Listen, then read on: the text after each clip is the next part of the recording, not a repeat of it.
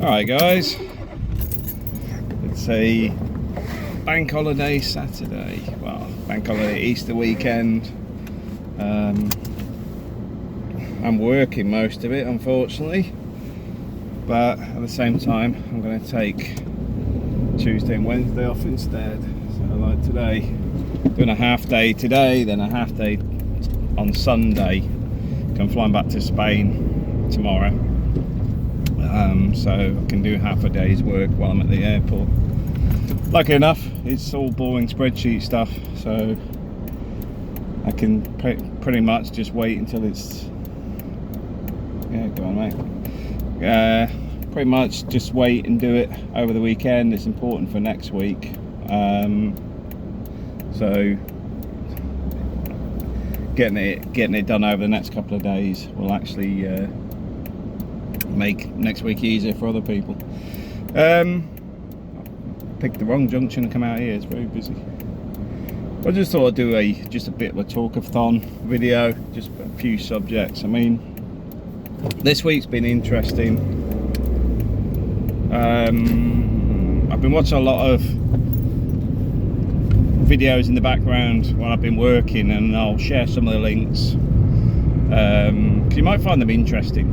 Because part of the stuff I'm doing at the moment is sort of, I recognise I have my limitations around, because I'm more technical driven rather than stuff and fluff. But in the UK, stuff and fluff is often the way to get to the next level in the businesses, although I still question whether I'd want to even get to that level, because do I want to have these meetings having to do explainer videos for everything? Because a lot of the people you deal with aren't technical, they're more accountancy led. So like for example, the length of a project. Why is a project so long? And you go, because of the complexities of the project. And then I'm going to explain stuff that if somebody was technical, they would already know. But yeah, but at the same time, the negative in that is actually me going, I think I'm wasting my time, when the positive side of it should be, okay, recognise that learning how to deal with people with low technical level knowledge, etc. In my field is actually beneficial for the long term, because I'm starting to do development on networking, development on trying to get products and businesses moving, in the sense of where do we go from here. I've got to recognise that these are the people that often make the decisions, the money people, and what they want to know is how it will make money and why it will make money, and how quickly you can do it. So got to keep it simple and start developing it around that, rather than just seeing that a lot of these people are well, sometimes in the wrong business. Because, you know, from my side it's often engineering driven, where a lot of these people have come from, basically from a financial perspective of this needs to make money, but without a full understanding of how a business actually operates, you know, for the actual business model, which is why they often fall into problematic situations.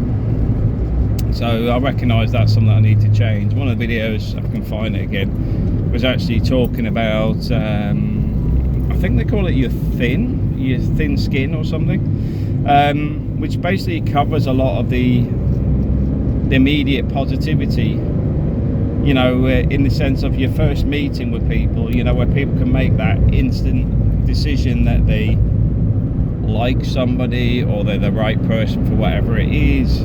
And a lot of the stuff is so simple, but important, you know, because you don't overthink this stuff. You just got to go, oh, that makes sense, you know. It's simple things like breathing in from your stomach, which pouts out your chest, which gives you a bigger presence in the room. It sounds simple, but your shoulders will then go back as well, so you actually walk more confidently. Which, if you're in a business meeting or a job interview, what you're actually doing is showing that you're confident, which is obviously a route you want to get down. other side of this being is shaking people's hands rather than saying hello. I've got to admit, I don't like people being in my personal space, and I'm not like I need a quiet space to go and sit. I'm just not a hugger or that type of thing, but it has a more positive effect by shaking somebody's hand.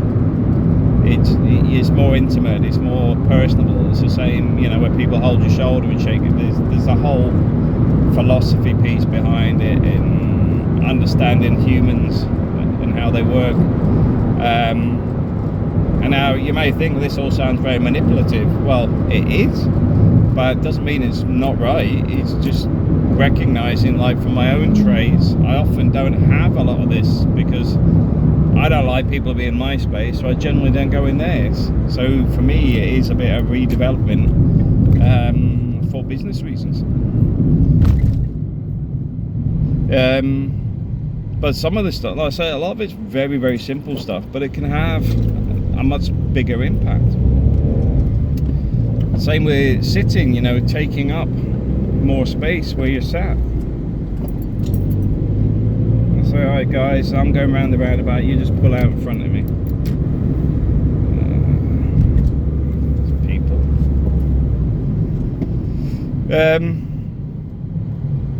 Yeah, so now the bizarre thing is, this is before I've seen the video, because my son does what I do when I sit on the sofa, which is I stretch my arms out on both sides. I take the sofa up, which is more that you're comfortable in that space and you're more, it may even appear more dominant, but at the same time it's actually showing that you're comfortable, you're confident in that space.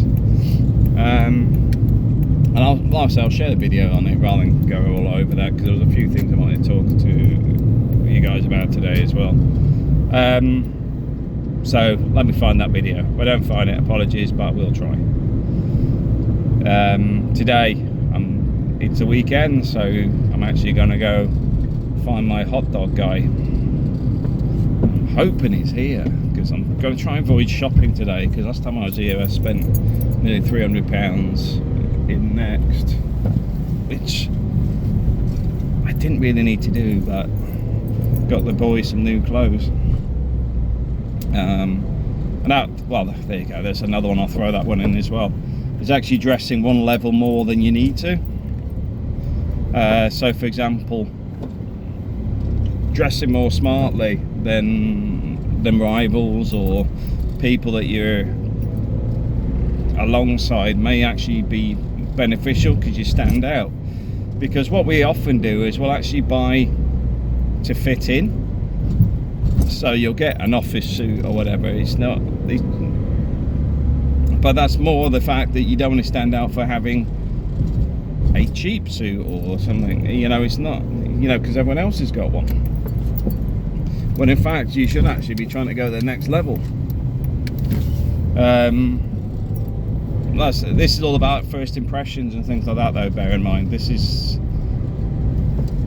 just sort of evolving your situation, and because I'm starting to look at how I'm going to create a new business out of thin air, that's why I'm spending a lot of time on this stuff, which I'm not too concerned about, because most of my stuff work-wise is based on my abilities around engineering, accounting, and my ability to fix buildings. So it's often my knowledge that leads the way, but I'm looking at how, even if I stayed in the same industry, how would I move to the next level? I know I'm very blunt, I'm very contractual, because my role needs that. But if I wanted to move to the next level, it's all false positives and things like that, where it's just constant spinning of words, which I hate. I've got to admit, when there's no actual real positivity, but everything's got to keep positive and keep it all flowing and all the other stuff that people come out with, it sort of doesn't fix the problem, but they're more concerned about the fact that you say something's broken rather than, oh, we're going to turn this around or something else. It's just the same thing, just in different context, which I know is it a flaw in me, or the flaw that this positive upsell is the issue? I don't know. I mean, it all sort of come into the industry some time ago, where we used to be a lot of engineering led people with experienced and qualified engineers, where now it's more we have a lot of people that do management courses that suddenly become in charge of engineering, yet have no engineering knowledge or experience. So hey ho, it is what it is. But yeah, so I'm on that sort of journey at the moment. I've got a lot of these videos going on in the background, just to, because you're every now and again you get a snippet of something useful, and that's why a lot of them are very random, but maybe useful, because you go, oh, I didn't realize that. Oh yeah, that makes sense, but I didn't think about it before. You know, like handshakes. I don't generally touch people's hands, but it sounds like it's something I need to do more of. Okay, fine. And obviously with the COVID situation, that's probably declined even more, because I remember bumping elbows with a couple of people, yet I normally wouldn't even shake their hands in a normal circumstance, and they wouldn't normally shake mine. It was just the fact that because the handshaking had been removed, everyone was bumping elbows. It's all a bit peculiar. But yeah, there was that sort of thing this week, so that's where I'm sort of focusing. Then there was my son, you know, it was brought up about, I talked about my son a little bit. My son's progressing quite a lot, but one of the things I recognise is I'm not at home enough. This is why I'm starting to, like tomorrow, I'm flying back to Spain, because he's at that age where I need to spend more time with him. It's not just the fact of, for me, it's about the influence I have on him. He's had a lot of time with his mother, which means that he was going down a path which I wasn't happy with. We had a man talk. I've got him down a new route. He's doing karate every week. He does. I'm trying to get him back to doing the sparring in the park as well, at the weekends. He's getting a lot more confident with the, think, getting your kids to do martial arts and stuff, it's like a bit, it's about confidence, because he was lacking confidence. He was lacking, needs to be encouraged into a more positive position. He's getting there. I mean, his stance is a lot stronger. You can see he's confident in his space, and the fact that he can take knocks. I mean, when they're sparring, he does take some, bruises and stuff, where before he'd be like, oh, everything was a drama. Now it's more like an honor wound type thing. He just brushes it off, and it's good to get him in that space. Don't want him being aggressive. Don't want him suddenly knowing that he's got the upper hand because he does the karate and everything else. Not interested in that. That's for positioning, in the sense of, if you've got it, you shouldn't have to use it. That's the persona. That's what I want, is the confidence with it, without the need for any aggression in it. So the other thing is, he's, like I was saying earlier about dressing up for the situation, he does that automatically, and he's doing it a lot more.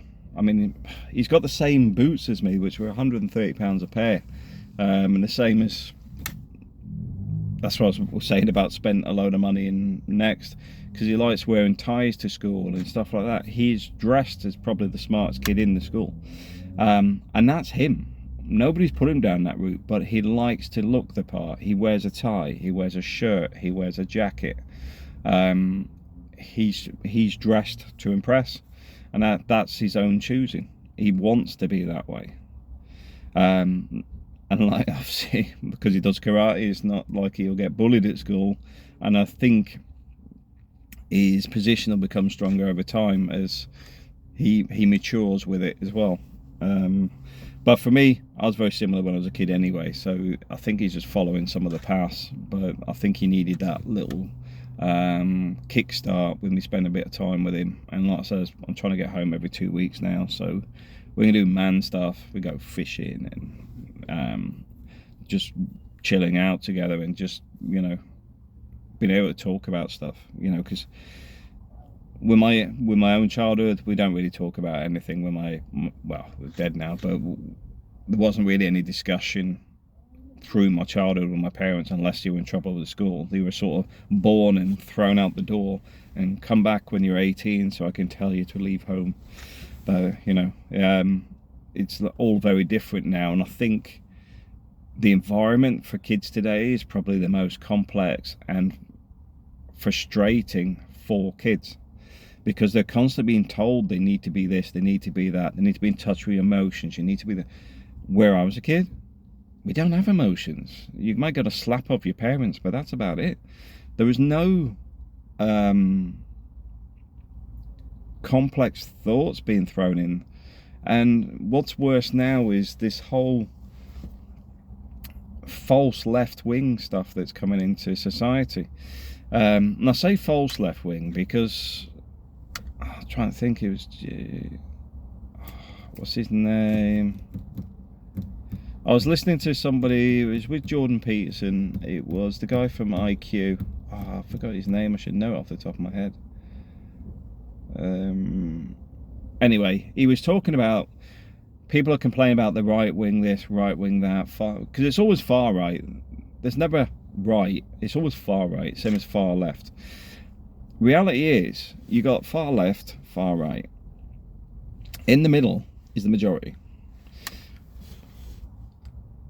Like he was saying, the whole I want to be they instead of he or she or whatever is because the general left wing are letting people do it. And now I fully understand that, because I'm purely in the middle, because I understand that you need both sides of the coin to actually function. I understand that people go, everyone should have free healthcare, free this, free that, and at the same time I'm on the other end of the spectrum, having to pay for other people that may choose never to work in their lives because they're going to have other people prop them up. But I also understand that technology is moving on to the fact that there's a lot of people out there that would struggle to get a job. Hence the whole bean incident the other day when the beans ended up all over the table. The guy obviously couldn't manage to put jacket potato with beans together as one sentence, where it's obvious potato beans, not potato forgot the beans, and then they end up on the table because they overfilled a container. There's a lot of people out there that would struggle, that were happy just pulling levers and stuff for jobs years ago, but they've all been automated. So you end up with people in the service industry, and then, like I say, you end up with bad service. And so I get it, because some of these people you don't actually want around you, because they create problems, or they're dangerous to themselves, dangerous to others. So you can't have one size fits all, and that's the bit I recognise. It's like when people are telling me that it should say they. Completely disagree, and I'll put it in a context which will make more sense. I have 35 buildings I deal with at the minute. Now, because I'm more on the project side, I don't deal with building to building, in the sense of, I know Joe Bloggs works in this building, Jim works there, Fred works there. In fact, they're often changed around without anybody telling us. So I'm not going he, she, they. What I'm saying is, can you ask the site engineer to be on site at 8 o'clock because I need on the plant room? Because there's no point learning Jim is at that site, because next time I ask, they'll go, no, it's Carlos, or it's Fred, or it's... So there is no context to it, in the sense of it's constantly changing. Now, why is this relevant? Is because this whole they thing fits into this very nicely, because what you've got is people saying you must say they, you must do this. Well, I'm not even bothering with names. So the he, she is completely redundant. And in a lot of society, you can make it redundant, because you can literally go, ask the receptionist, I'll send you their email, you know, because the context can be changed so you don't even have to discuss these things. And people may not like it, but the reality is, people being people will go for the easiest route, and the easiest route is actually to remove it. And it's not a bad thing, it's just reality that knowing every engineer or whatever, yes, I can learn the engineers' names, but when am I going to use it? Maybe if I ring John or ring Fred or whatever, but on the phone it'll say Fred, John or whatever. If they decide I want to be Pixie Dust, whatever, I am not going to call anybody Pixie Dust on the phone. It will literally be, maybe my phone has a name Pixie Dust if it doesn't have any other name, but at the same time I'm just going to go, hi, can you let us in the plant room at 8 o'clock in the morning? I won't even mention the name, the he, the she. It just doesn't need to be said. So it's all a bit strange, that stuff. And I know Jordan Peterson has ended up with an entire life built off the back of it, because it all sort of spun from the debate piece when he was at the university. I think he's still at the university, I'm not sure. You guys will know more than I do. But the fact is, what you've got is the society shift is not a real society shift. You've got a few groups, left or right, on the far extreme of both sides, which are arguing. And they make it out that it's the narrative that it's everybody. And in reality, I don't talk about it. And I assume a lot of you guys don't either, because you're probably like, yeah, whatever, I've got more important things to do. So it becomes news because it's cheap news. Having somebody with bright orange hair arguing with somebody at a university lecturing event about they feel this or they feel that, it's easy media. Because firstly, you've got an argumentative person that believes their opinion is more important than fact, and then you've got somebody on stage that believes in facts but actually willing to listen to what other people have to say and then give a context around it, and knowing, well, no doubt knowing that their context will be rejected regardless, which then makes easy media, because you was going to have an argument. And I think that was the good thing about Stephen Fry, that was his name, Stephen Fry, is he actually turned around and says the left is creating this problem themselves because they're letting these people do what they want. You know, it's just there. See, the far right stuff, a lot of the stuff is not far right anyway, it's just right. Or the context isn't as extreme, I don't think. I mean, I'm not getting into the Donald Trump stuff because I find the guy, although he upsets the establishment, it's a bit like, should we get into nepotism? He has his own groups, let's just say that.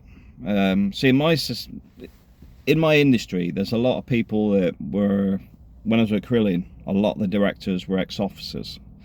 You then had a lot of people that have their little nests of people that have a relationship with and connected with, so that you'll get one move to a company, then you'll get a few other people move to the company. The same as you go for a job interview.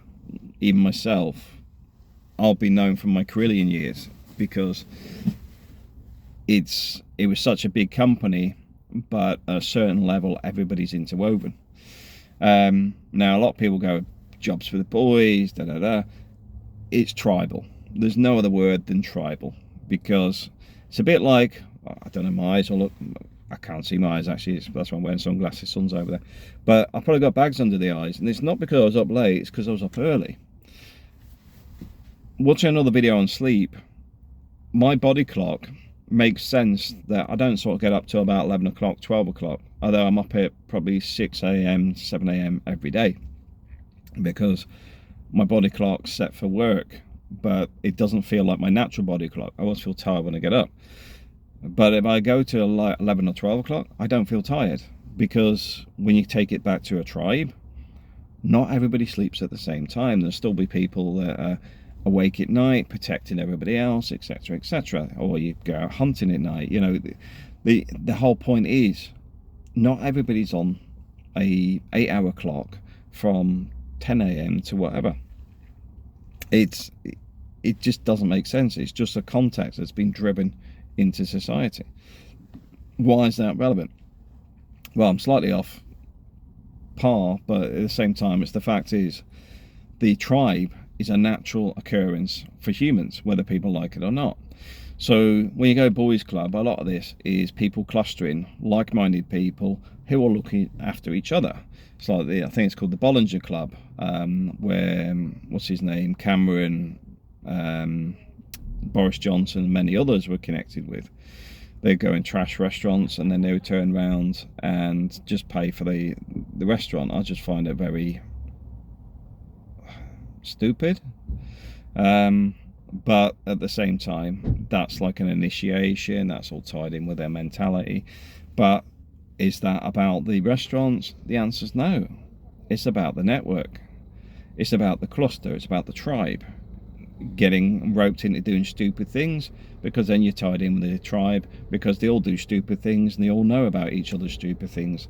So you end up with a very, very strong and powerful network. Now, bearing in mind, I think a lot of these people are absolute diddies. It doesn't make any difference because they've got a lot of power and influence, because they're all connected with different parts of companies, industries, government. There's a lot of stuff that's going on that connects the dots, and they will look after each other for